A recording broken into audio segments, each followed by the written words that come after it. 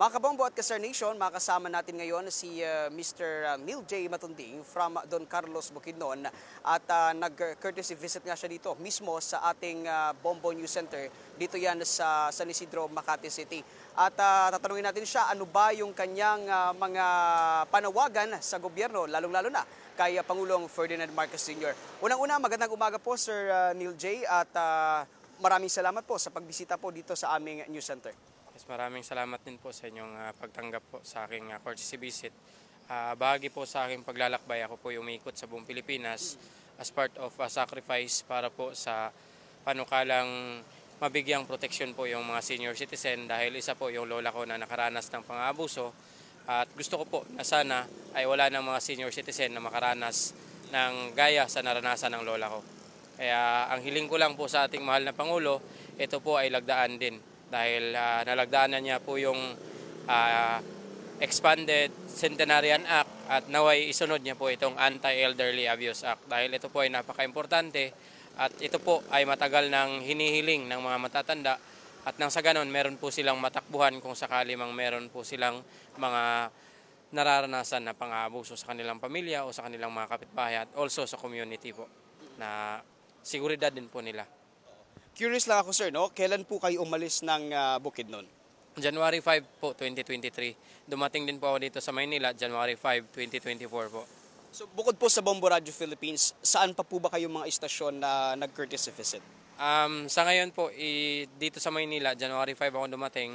Hindi pa po ako nakapag-courtesy visit sa ibang mga radio station. Which is ang Bombo Radio kasi, isa po sila na nakasubaybay at kayo po. Galing pa ng Cagayan de Oro, Pagadian, and then sa Buanga City, and then sa Cebu at sa Iloilo, ay sila po ay kasama sa aking paglalakbay. Kumusta naman po yung paglalakbay ninyo gamit itong iyong sikad na to? Sa isang taon po ay grabe na po yung pinagdaanan nitong bike na ito. At sa ngayon ay magtatatlong buwan na din ako dito sa Maynila. So ito nga, punong-puno na po siya ng sticker. At ito po, yung mga nakapirma dito, yan po yung mga tao na nakahalubilo at nakaharap ko po mismo. At suporta po sila sa Anti-Elderly Abuse Act. At ang hiling lang din po nila, sana mabigyan yan ng solusyon. At mabigyan ng pirma lagda ng ating Pangulo at ng ibang mga senatorial and then Congress sa ating House of Representative po. Long kapulungan daw yung magpipirmanan. Kumusta naman po yung kalagayan ng lola niyo, sir? Hindi ko po ibig na guluhin pa ang pamumuhay ng aking mga relatives, mga tiyahin. Bagkos lola ko po din po yun. So ikinalulungkot po naming ibalita na kung kami po ay tinulungan ng isang senador at nung tulong na po yun ay bahay para po sa lola ko. So in that time na tinulungan, inabuso ulit at noong December po habang bumabiyahe ako at patuloy sa paglaban sa Anti-Elderly Abuse Act na magsakripisyo at nang sa ganon maipasa ito ng maaga ay pumanaw po yung lola ko December 14. So pasalamat na lang din po ako sa kanyang naibigay na sakripisyo sa pagpapalaki sa akin at sa kanyang pagtiis ng mga ilang taon. At nagpapasalamat din po siya sa mga taong tumutulong sa kanya. Unang-una po, yung Bombo Radio Philippines po ay nakikiramay sa pagkamatay po ng inyong lola. At matanong ko lang sir, no, hanggang kailan niyo po ba ito balak gawin? Hindi po ako uuwi ng Mindanao hanggat hindi po yan may sa batas.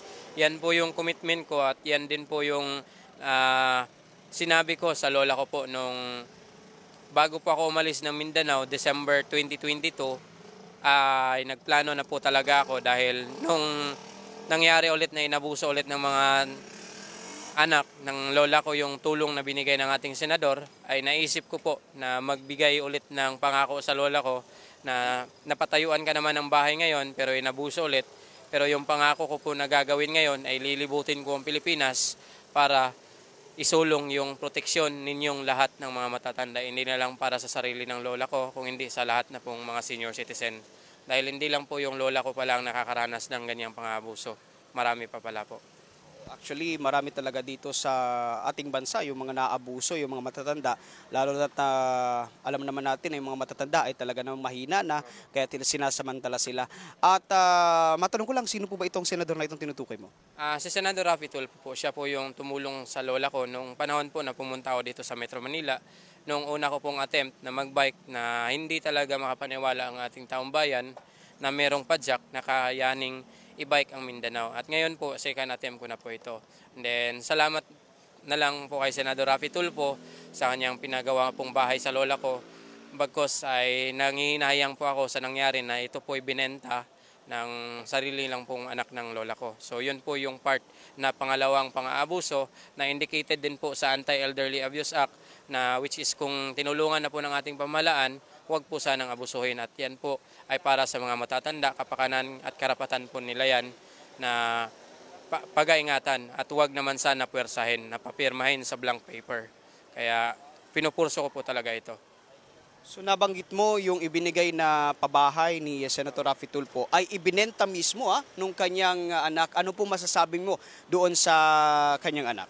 Pinapatawad ko po sila sa kanilang mga ginawang pagkakamali at mga abuso sa lola ko, and then especially sa akin, tinataboy nila ako dahil yun nga, hindi nila ako kinikilala na kanilang kadugo. Pero ang iniisip ko na lang na wala naman yung lola ko ngayon ay gawin nila yung nararapat na pakiusapan nila yung tao na binentahan nila ng bahay na huwag ituloy yung kanilang mga plano dahil ayaw ko po na umabot sa punto na makakasuhan po sila ng ating senador. Kasi nakasaad po yan sa ating jurisdiction sa Pilipinas na kung ang bigay ng ating pamahalaan dapat pangalagaan, huwag abusuhin at huwag ibenta sa hindi kakilala o hindi kadugo. At labag din po yung pagbenta talaga. At kahit nga ipagbigay, bawal talaga yon. Kasi yung binigay na bahay na yon para talaga yon sa lola ko. Kaso sinayang nila at inabuso pa ang karapatan ng senior citizen na bahagi ng lola ko. Pinersa nila sa pagpapapirma po. So yung paglalakbay mo, sir, ay mag-iisang taon na, tama ba? O nag-isang taon na? Okay. So kumusta naman po yung pagkikitungo sa iyo ng mga sa bawat lugar na pinitigilan mo pag ikaw ay nagpapahinga?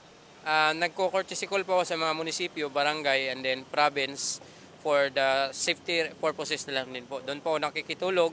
At yun nga, ang sabi nila, ipagpatuloy ko lang, nasimulan ko at nang sa ganon, mapirmahan ang Anti-Elderly Abuse Act ay kakatuwa din nila. Bawat probinsya na siyang aking binisita ay ang kanilang suporta 100% po para sa proteksyon na yan.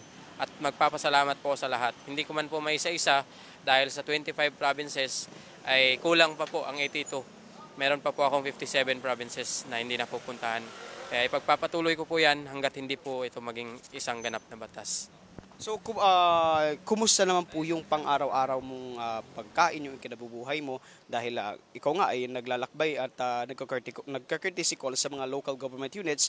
So, paano nyo po nasusurvive yung isang araw?